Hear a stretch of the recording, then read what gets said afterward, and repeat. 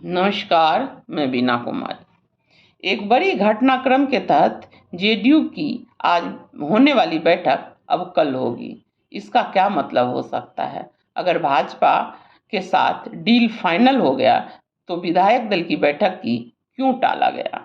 चूंकि आधिकारिक तौर से न तो नीतीश कुमार ने ही कुछ कहा है, न लालू जी ने ही कुछ कहा है। अटकलों और संभावनाओं का दौर है। क्या अब भी कोई उम्मीद बाकी है गठबंधन बचाने के लिए? शायद नहीं। फिर देर क्यों? पहले इस प्रश्न का उत्तर खोजने का प्रयास करते हैं कि भाजपा को आखिर नीतीश कुमार क्यों चाहिए। क्या भाजपा इंडिया गठबंधन को कमजोर करने के लिए नीतीश कुमार को चाह रही है? नीतीश कुमार भाजपा के साथ जाते हैं तो भाजपा नीतीश कुमार पर कितना भरोसा कर पाएगी और क्यों कर पाएगी? क्या राम लहर काफी नहीं है भाजपा को 2024 जिताने के लिए? बार बार यही सवाल उठता है, आखिर क्यों? राजनीति के जानकारों का कहना है कि भाजपा किसी तरह का कोई जोखिम नहीं लेना चाहती है। भाजपा यह सुनिश्चित करना चाहती है कि बिहार में 2019 के प्रदर्शन दोहराया जाए। भाजपा इसके लिए काफी मेहनत कर रही है बिहार पर एक कसक सी है। अगर नीतीश भी साथ आ जाएं तो यह सुनिश्चित हो जाएगा कि 39 ना सही 30-35 सीट को जीतने से कोई नहीं रोक सकता है। लेकिन एक संशय अवश्य भाजपा के रणनीतिकारों के मन में होगा कि अगर फिर जेडीयू के 16-17 सांसद जीतकर आते हैं और मान लें कि 272 का आंकड़ा के लिए नीतीश जी के सांसदों पर निर्भरता हो, तो तब क्या नीतीश जी दोबारा पलटी नहीं मारेंगे?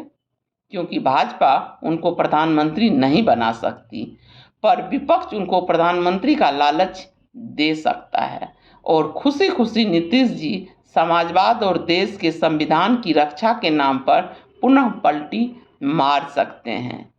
यह भी कहने से गुरेज नहीं करेंगे कि वह इसी रणनीति के तहत भाजपा के साथ गए थे। और हाँ, अगर भाजपा की निर्भरता जेडीयू पर न रही तो लोकसभा चुनाव तक ही नीतीश जी का राजनीतिक जीवन है। इसको सब लोग समझ रहे हैं। वैसे भाजपा को जयललिता अवश्य याद होगी। फिर वही सवाल, आखिर नरेंद्र मोदी के विराट छवि के सामने नीतीश जी का क्या जरूरत है?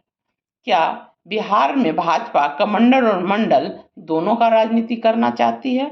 क्या कर्पूरी ठाकुर को भारत रत्न दिया जाना कमंडल की तरफ से मंडल को खरीदने का प्रयास है? क्या कर्नाटक की जीती हुई 26 सीट पर भाजपा को खतरा दिख रहा है? क्या चौटाला बंधु के साथ हरियाणा में जीती हुई 10 सीट से भी साझा करना पड़ेगा? क्या आंध्र प्रदेश पे सहयोगी कमजोर हो गए हैं? क्या अब की बार 400 पार का नारा हवा हवाई है? क्या भाजपा का बिहार नेतृत्व नीतीश को स्वीकार कर पाएगा? नीतीश कुमार बिहार विधानसभा को भंग करना चाहते हैं। क्या भाजपा इसके लिए तैयार है? एक कल्पना कीजिए कि अभी बिहार विधानसभा का चुनाव हो जाए, नीतीश और भाजपा साथ मिलकर चुनाव लड़ें और दोनों को 90-90 या 80-80 सीट मिले और राजद 40 या 45 पर सिमट जाए, तो क्या गारंटी है कि नीतीश कुमार एक बार फिर अपनी स्थिति विधानसभा में मजबूत करने के बाद भाजपा का साथ नहीं छोड़ेंगे? क्योंकि मन की आकांक्षा तो पीएम बनने की है। क्या इन्हीं कारणों से नीतीश ने अपने जेडीयू विधायक दल की बैठक आज के बदले कल बुलाई है?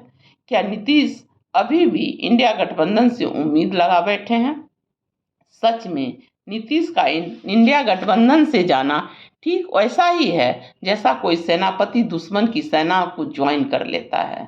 मतलब अगर कहें तो नीतीश जी लड़का लड़की दोनों का भाई बना रहना चाहते हैं और दो सबसे ताकतवर पार्टी उसको ऐसा करने भी देती है। लगभग भाजपा और राजद दोनों ही नीतीश कुमार के सामने नतमस्तक है और नीतीश कुमार दोनों को अपनी सुविधा अनुसार इस्तेमाल कर रहे हैं। राजद की मजबूरी हो सकती है, पार्टी चलाने के लिए फंड की जरूरत होती है जो सरकार में रहने पर ही हो सकता है। लालू जी को अपने दोनों बच्चों के राजनीति में स्थापित करना था, पर भाजपा की ऐसी क्या मजबूरी है? भाजपा को न तो पैसा की कमी है और न ही किसी नेता को स्थापित करना है। क्यों भाजपा नीतीश के आगे नतमस्तक है? क्या बिहार की इस अस्थिरता की दोषी केवल नीतीश कुमार ही हैं? नहीं, भाजपा और राजद दोनों ही जिम्मेवार हैं, क्योंकि सत्ता में बने रहने के लिए नीतीश जी को ऐसा करने दिया जाता रहा है।